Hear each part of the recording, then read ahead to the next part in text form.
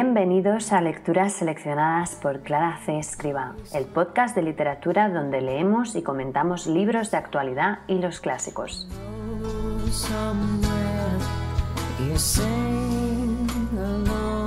Yo soy Clara C. Escrivá, escritora, correctora y fundadora de la empresa Letropía. Puedes encontrarme en claracescrivá.com, donde te están esperando mis libros, cursos para escritores y recursos imprescindibles para mejorar tu escritura. Y en este podcast quiero compartir contigo lecturas que me han encantado. En cada episodio seleccionaré un fragmento de un libro y lo leeré para ti. Te recomiendo que escuches este podcast paseando o antes de ir a dormir, en un momento de tranquilidad en el que esta lectura seleccionada sea tu mejor compañía.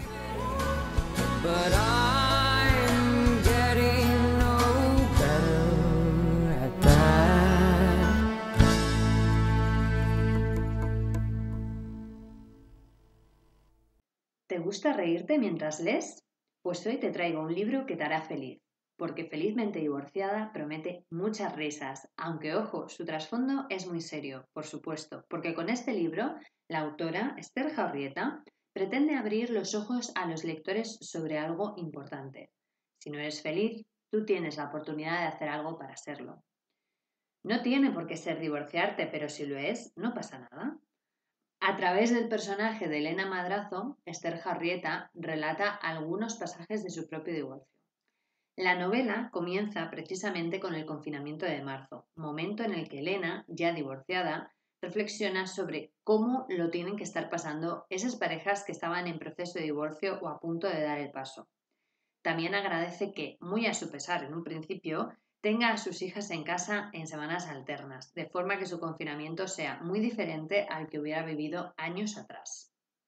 En Felizmente Divorciada, Elena rescata el diario que escribió durante su proceso de divorcio y lo alterna con su diario actual de cuarentena. Esto permite, por un lado, que el lector se identifique con muchos momentos cómicos, entre comillas, que hemos vivido este año 2020, pero también que la protagonista reflexione sobre cómo vivió el proceso de divorcio y cómo lo ve ahora. Una de las cosas que más me gustó de la lectura es que la protagonista se desdice varias veces. Por ejemplo, si en una entrada del diario, cuando se va de vacaciones, solo con sus hijas, sin su ex, cuenta que es maravilloso, pues cuando las vacaciones ya están acabando, en otra entrada del diario nos confiesa que ya está hasta el moño. Eso genera humor, empatía y nos demuestra cómo uno mismo tiene derecho a cambiar de opinión, como ocurre cuando uno toma la decisión de divorciarse. Como decía, a pesar de que es un libro divertido, sin duda la autora ha querido dejar un mensaje claro entre las páginas. Hay vida después del divorcio. Esta es una novela de autoficción, es decir, la autora y la protagonista comparten personalidad, gustos y pensamientos, pero los hechos no son todos reales. Y de esto hablaremos en profundidad con la autora Esther Jaurrieta. ¿Es un libro solo para gente que se quiere divorciar? No. Igual que una novela negra no es solo para asesinos en serie, este libro es mucho más que una guía de consejos o un manual para divorciarse. A mí, de hecho, me recuerda mucho al diario de Bridget Jones, porque la protagonista es natural, imperfecta y se ríe de sí misma. Además, también emplea un lenguaje muy coloquial y actual. Puedes encontrar este libro en Amazon en formato ebook y si lo quieres en papel puedes acudir a la web de la autora felizmentedivorciada.es. Y ahora vamos a escuchar a Esther porque me ha concedido una entrevista.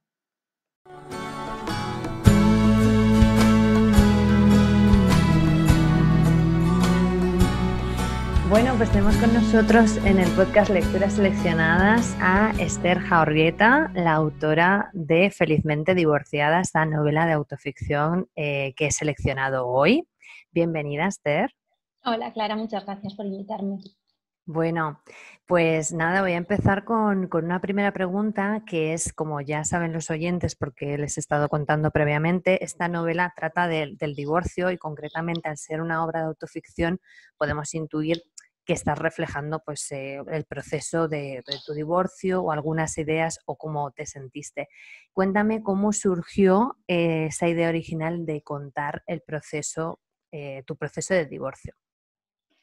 Pues mira, esto ha surgido a raíz del confinamiento porque, porque había muchos días que yo estaba aquí en mi casa sola, tan a gusto, eh, y me dio por pensar muchas veces en la gente a la que este momento del confinamiento le habría pillado justo en medio del proceso de divorcio, o justo en el momento ese que has tomado la decisión pero no la has comunicado todavía, o sea, como que ya lo tienes claro pero todavía no está en marcha.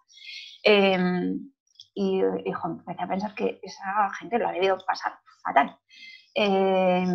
Y no sé, y de repente me sentí como en la obligación moral de escribir esta historia, ¿no? Pues para contarle a la gente que sí, que el divorcio es un proceso que casi siempre es durísimo, son unos meses o unos años incluso a veces muy duros, pero que cuando termina, pues ya está, empieza una nueva vida que normalmente es mejor y que, o sea, para que la gente tenga claro que esto es solo una fase, difícil, pero una fase, ¿no? Y, y bueno, ahí fue cuando me animé a escribir. O sea que fue un poco esas ganas de ayudar a los demás, ¿no? Y de ponerte eso en su situación y decir, madre mía, si a mí me hubiera pasado esto, ¿no? Este confinamiento hace unos años, que es cuando diste tú el paso, pues cómo hubiera sido. Y cuéntame por qué decidiste, porque este libro es autoficción, pero bueno, es verdad que esta misión así como de ayudar y de mostrar a los demás el camino suele ser más normal encontrarlos en libros de no ficción. Entonces, cuéntame cómo diste ese paso de decir, no, yo voy a escribir una novela con esta historia. Sí, es verdad. A ver, la cosa es que yo empecé, o sea, cuando decidí escribir una novela, no iba a tratar sobre el divorcio, iba a tratar sobre otra cosa. Pero luego, a raíz de estos pensamientos que me iban viniendo a la mente como muy repetidamente sobre el divorcio, ¿no? Decidí que, bueno, que esa otra idea esperaría en el cajón para más adelante y que sí que quería escribir sobre el divorcio. Y en ese momento sí que me planteé escribir un libro de no ficción, porque sí que es verdad que mi idea de ayudar a la gente y tal, pues como que cuadra más con ese tipo de libros, ¿no? Pero, pero al final me decanté por una novela porque creo que puedes llegar a más gente. O sea, quiero decir, si yo escribo un libro de no ficción dedicado al divorcio, me va a comprar la gente que esté metida en el meollo del divorcio y que realmente esté interesada por el tema del divorcio. Esta novela, aunque el divorcio te dé absolutamente igual porque estés felizmente casada o felizmente soltera, pues es una novela que no deja de ser una historia divertida y amena de una mujer cualquiera, ¿no? Y que puede llegar a mucha más gente y que pues, no sé, como puede ser más fácil que alguien, una madre del cole, X me compre y diga, joder, pues yo tengo una amiga que... O sea, no sé, me parecía como más fácil llegar a un público más amplio, ¿no? Y, y bueno, básicamente por eso me decidí por la novela. Claro, o sea que fue un poquito estratégico y es verdad lo que has dicho y lo remarco desde aquí, que yo también he leído esta novela y no por ello tengo que estar en un proceso de divorcio, sino que es una novela entretenida que puede gustar a mucha gente, que no sientan las personas, tanto hombres como mujeres, que no estén en esa situación que no lo puedan leer, todo lo contrario. De hecho, a mí, yo ya te lo dije cuando lo leí, que me recordaba un poco a Bridget Jones, ¿no? El diario de Bridget Sí. Jones es un poco ese tema como de meterse en la cabeza de una chica que además me gusta cómo lo narras porque es una narración muy coloquial, muy sincera, muy transparente, son sus pensamientos, ¿no? Y de hecho, bueno, yo fui en la correctora del libro y era a veces complicado poder... está muy bien escrito porque tú escribes muy bien y sabes muy bien cómo escribir las cosas, pero ese toque tan coloquial y tan de hoy y tan de Sí, palabras y de expresiones de hoy en día, sí. pues hace también que sea una lectura muy, muy amable, o sea, y muy entretenida, aunque tenga luego ese trasfondo de, bueno, pues contar la experiencia de divorcio y transmitir lo que nos has dicho al principio de que, bueno, pues que es un paso más y que se puede dar. Y bueno, pues tú quieres dar ejemplo de ello en esta novela. Sí, sí, o sea, hay mucha gente que me dice, joder, pero yo para qué te voy a comprar, o sea, ¿para qué voy a leer yo este libro, no? Si yo no, con el divorcio, digo, vamos a ver, pero que toda la gente que lee libros de asesinatos no está pensando en matar a alguien, o Claro, no sé.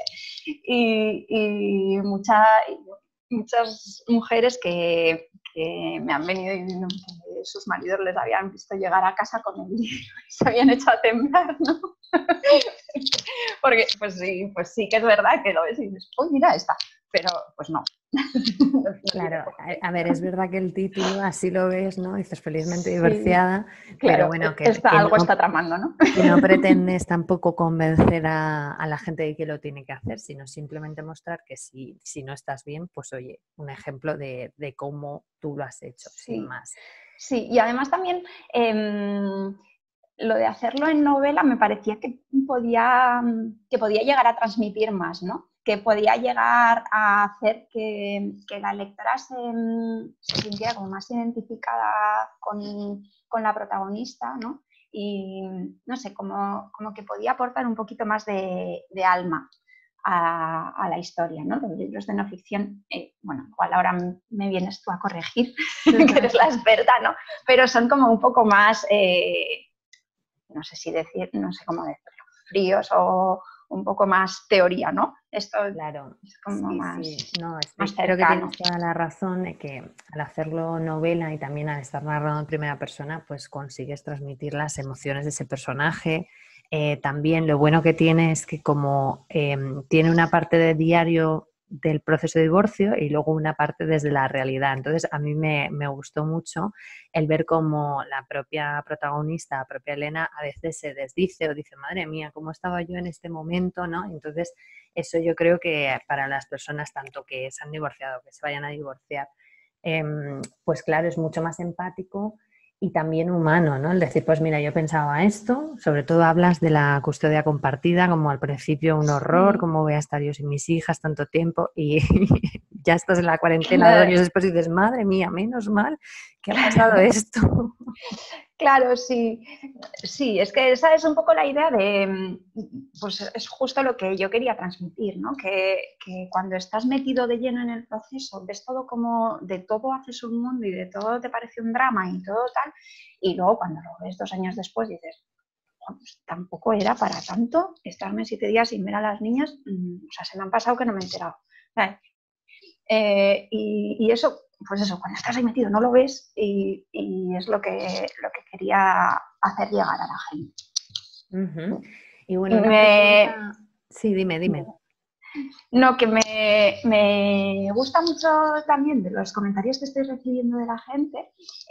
Hay mucha gente que me escribe diciendo que ellos no son, sobre todo ellas, que no son grandes lectoras, que no suelen leer habitualmente y tal, y que sin embargo mi libro se lo han ventilado en 2 días porque está escrito como en un lenguaje tan cercano y que es como estar tomando un café conmigo unas horas. Y entonces eso me llena de orgullo. Porque, no sé, o sea, igual puede parecer como, no sé, como que tiene menos calidad, así dicho, ¿no? Como está escrito en lenguaje coloquial, como que tiene menos calidad literaria, pero bueno, yo no lo creo. O sea, a mí me está gustando mucho llegar a gente eso que incluso no es muy aficionada a la lectura, ¿no? Y estoy consiguiendo llegar a esa gente también.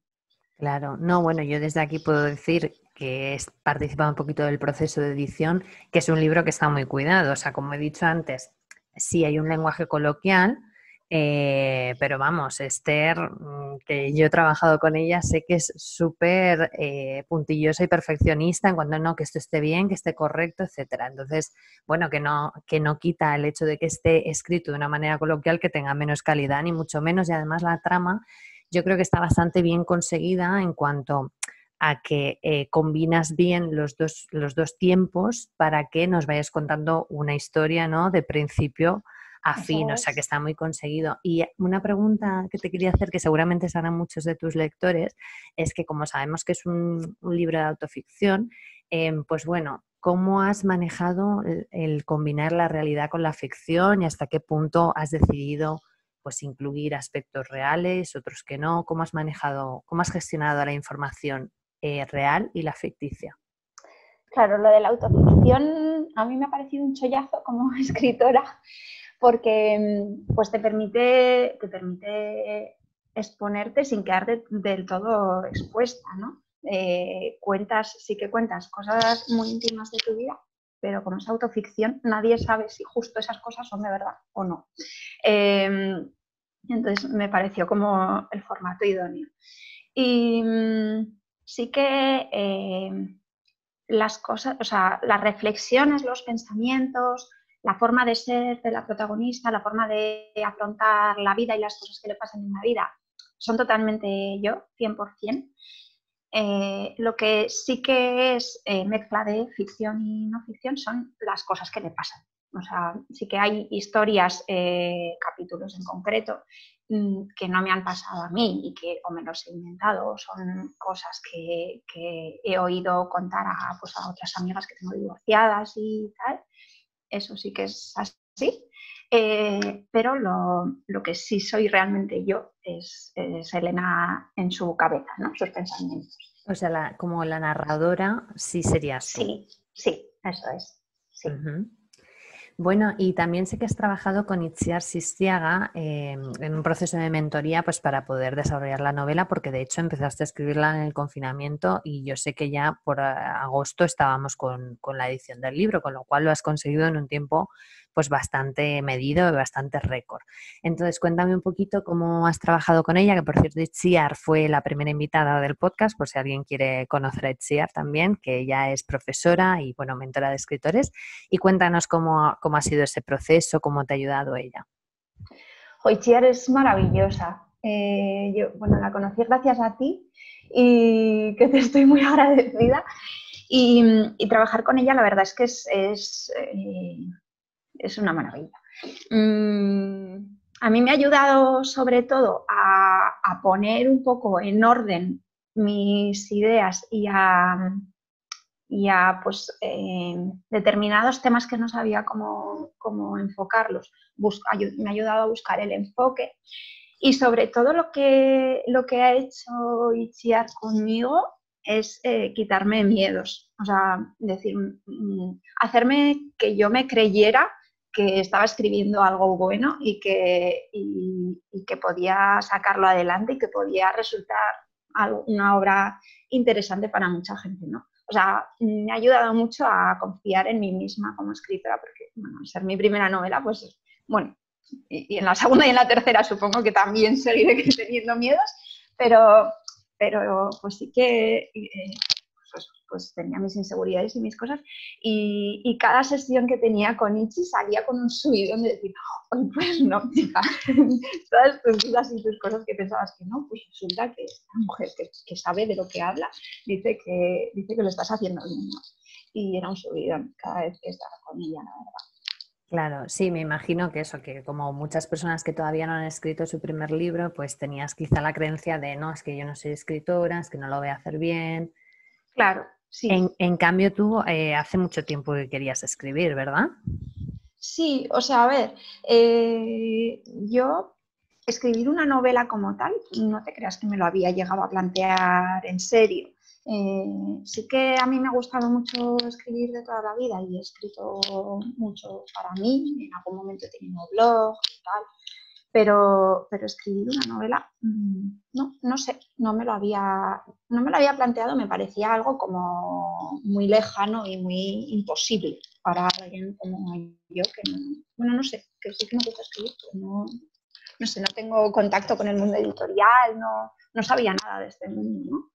Entonces, pues ni me lo había planteado, pero bueno, pues había como gente que me iba diciendo que sí, tú escribe, que tal, y pues al final, chica, pues el confinamiento ha servido para esto. En mi caso tengo mucho que agradecerle, porque también es verdad que teniendo tanto tiempo que no puedes hacer otra cosa, pues a mí me ha venido bien. Porque ahora yo quiero escribir para el blog y quiero hacer mil cosas y me faltan horas al día. Claro, hace falta otro confinamiento para, Sí. para que escribas tu segunda novela. Sí. Ay, no, espero que no. Pero vamos, que si viene, allá que voy. Bueno, y ahora te quería preguntar, tú eres una autora autopublicada y quería saber cómo te has lanzado a la autopublicación y por qué has decidido apostar por la autopublicación en vez de intentar buscar una editorial tradicional. Pues mira, bueno, como te decía, yo no tenía ni idea del mundo editorial y cuando me empecé a plantear en serio esto de escribir la novela, pues contacté con un amigo que está metido en el mundillo, ¿no? Y le dije, pero yo si escribo una novela tengo posibilidades de que alguien la publique o se me va a quedar en el cajón de por vida. Y entonces él me habló de la autoedición, me dijo que a día de hoy no hace falta esperar a que venga Planeta ni ninguna de estas gigantes a publicarte y que si tú quieres publicarlo, pues lo publicas. Y dije, pues puede ser una opción, ¿no? Y entonces empecé a investigar un poquito y así de entrada vi un vídeo tuyo en el que explicabas que los autores en las editoriales convencionales ganaban un 10% de un 10% de precio de venta. Y me pareció una brutalidad. Me pareció súper injusto. Me indignó muchísimo que pues la única persona imprescindible para que se publique un libro, ¿no? Vaya a ganar solo el 10%. Y a eso se le junto también pues que Ichi también me contó que varios colegas que estaban pendientes de publicar en editoriales tradicionales y así, pues que les estaban retrasando mucho las fechas de publicación, que igual alguien había terminado de escribir una novela y hasta dentro de año y medio no se la iban a publicar. Yo pensaba en tener año y medio guardado esto y me moría. Necesitaba que saliera ya, bueno, tú lo sabes, que tenía como muchas ganas de que saliera al mundo, ¿no? Y luego también, pues viendo, bueno, me empecé como a informar y a ver opiniones de otros escritores, ¿no? Pues vi un directo, me acuerdo en Instagram, un directo entre Sol Aguirre y Enrique Sánchez, y que los dos han publicado libros, ¿no? Y los dos en su primera vez lo hicieron con editoriales tradicionales y estaban enfadadísimos con las editoriales porque todo el trabajo de promoción se lo habían tenido que currar ellos, que ellos habían tenido que buscarse las firmas de libros, no sé qué tal, y que ellos desde luego decían que en sus siguientes libros no se iban a plantear publicar con editoriales tradicionales, ¿no? Entonces, pues dije, chica, pues mira, pues vamos a probar, a ver cómo va esto, ¿no? Y ahí que me lancé. Claro, bueno, y cuéntanos cómo estás viviendo este proceso de haber escrito tu primer libro y de haberlo autopublicado, que ahora mismo realmente lo sacaste hace aproximadamente un mes o un mes y medio. Cuéntanos cómo lo llevas. Pues muy bien, la verdad. Es un curro increíble lo de la autopublicación, claro, porque tienes que tomar millones de decisiones. Es que es una cosa que yo decía, pero en serio, otra vez hay que decidir cosas. O sea, desde cuánto tienen que medir la solapa, que pues, yo qué sé, si no sé. O sea, es que tienes que decidir tú todo. Pues el diseño de la portada, la tipografía, no sé qué, o sea, todo. Entonces, es un trabajazo increíble previo a la publicación, aun habiendo contado con profesionales, pues digo como correctora en este caso y con el diseñador y el maquetador, ¿no? Porque yo, pues, zapatero a sus zapatos. Y aun habiendo contado con la ayuda de profesionales, tienes tú la última responsabilidad de muchísimas decisiones, ¿no? Entonces, previamente a la publicación, muchísimo curro, y después de la publicación también, porque el trabajo de promocionarlo también es tuyo todo. Entonces, pues bueno, muy bien también, porque nadie manda en lo que tú quieres hacer con tu libro. Y claro, tener que tomar tantas decisiones, pues es mucho curro, pero también las tomas tú y haces lo que quieres en todo momento con tu libro. Y si en algún momento hay algo que dices no, pues no, nadie te va a venir a discutirlo, ¿no? Y bueno, la verdad es que lo estoy viviendo con muchísima alegría, con muchísimo entusiasmo. Estoy súper contenta en recibir los comentarios de las lectoras diciendo que se identifican con la protagonista, que se están riendo mucho, que en muchos casos que les estoy ayudando a llevar su divorcio pues de una manera menos dramática, ¿no? Joder, son todo comentarios que me siento que se me llena el corazón. me llegan al móvil y se me dibuja la sonrisa para todo el día en la cara. Claro. O sea que autopublicar, pues todo un aprendizaje, ¿no? Porque es verdad que cuando uno empieza a escribir su libro, lo autopubliques o incluso busques editorial o lo que sea, pero es verdad que una cosa es escribir el libro y otra cosa es publicarlo, incluso después llega el momento eso de venderlo, ¿no? Entonces, bueno, el autopublicar tiene esa ventaja de que no manda nadie más, pero yo creo que es como un máster, ¿no? De venir Sí, de un total. mundo que sabes cero de esto, ahora ya es casi una Totalmente, experta. o sea, claro, es que te haces experta sí o sí, porque tienes que aprender todo, ¿no?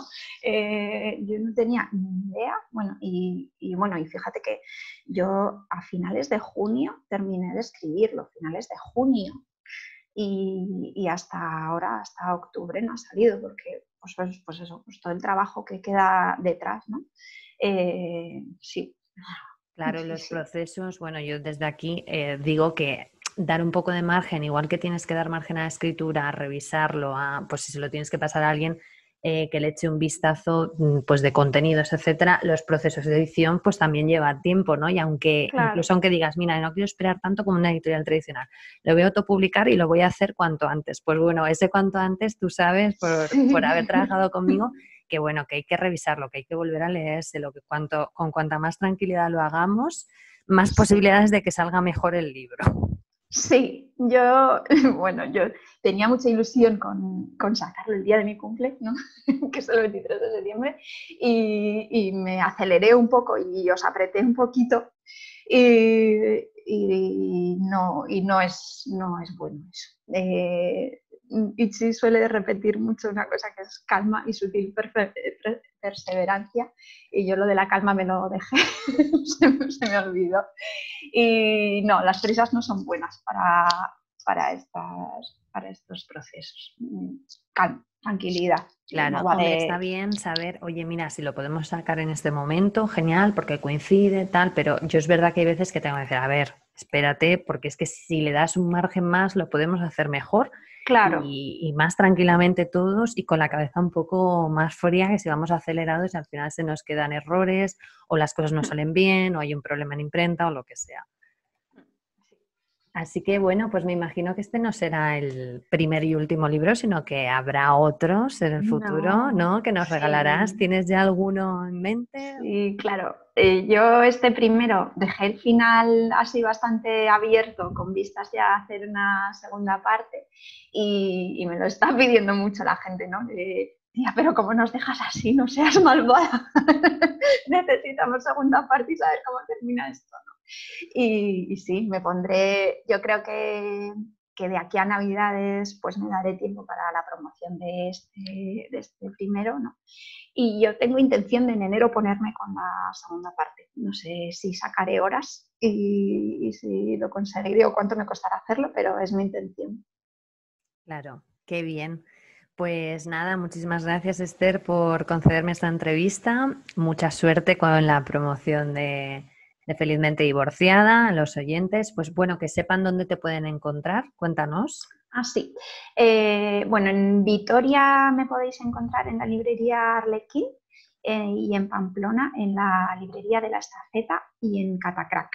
Y luego, aparte, podéis comprar el libro en papel en mi blog, felizmentedivorciada.es, y podéis descargar la versión digital para Kindle de Amazon. ¿Y de alguna red momento, social? bueno, sí, claro. Y mi Instagram, @ester.jaurri. Ahí me podéis encontrar y ahí os cuento todo. Muy bien, pues muchas gracias, Esther. Muchas gracias a ti, Clara. Y ahora vamos con la lectura seleccionada de hoy. Voy a leeros un fragmento de Felizmente divorciada.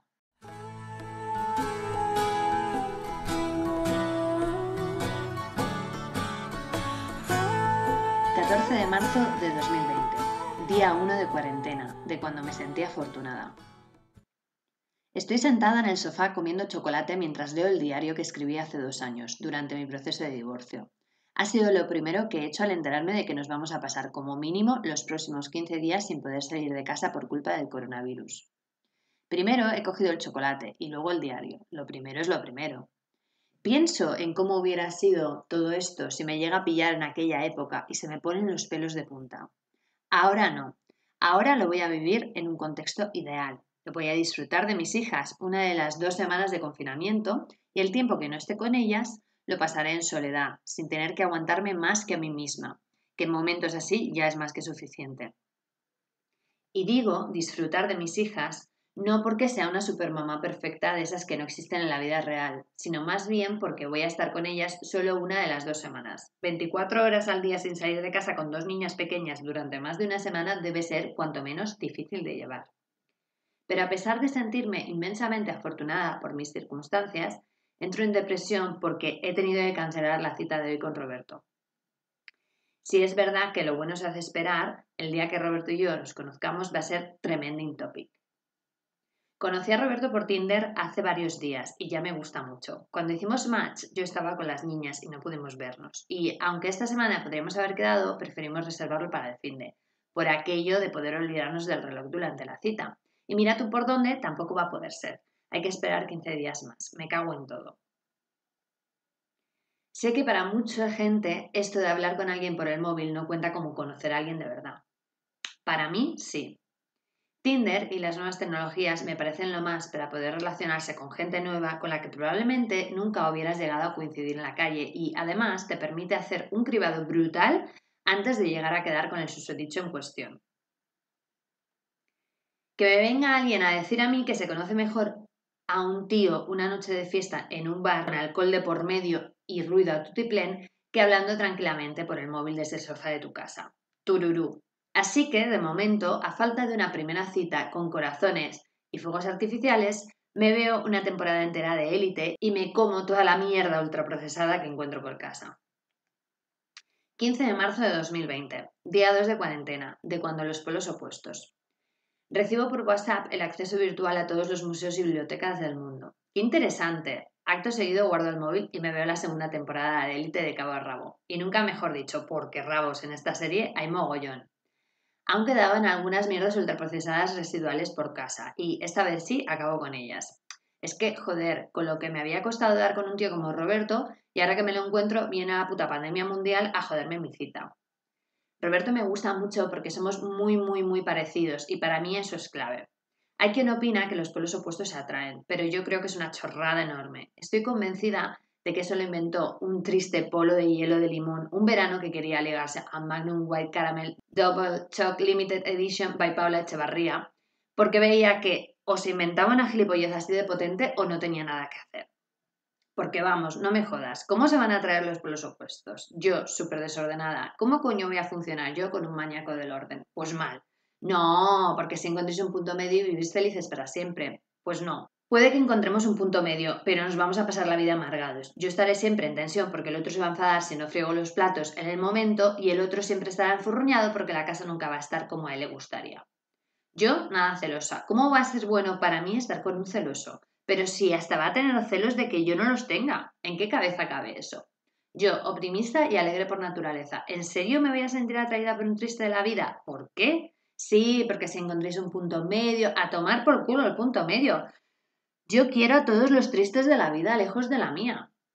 Que se vayan todos juntos a resoplar y a fruncir el ceño a una isla desierta, o mejor aún, a un desierto a secas, sin isla ni nada, para que resoplen con motivo.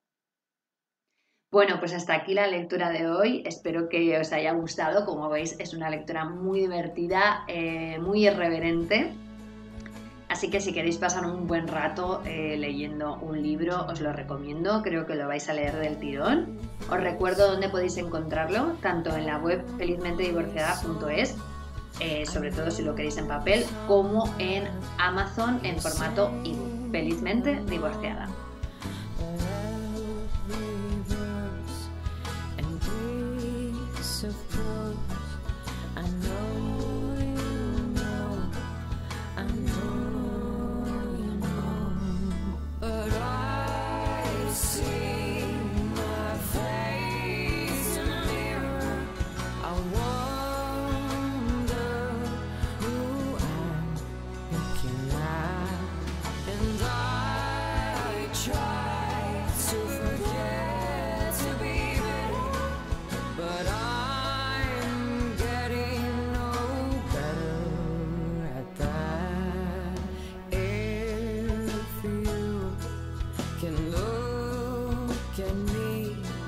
If you can live with what you see, you broke me down, but I'm stronger.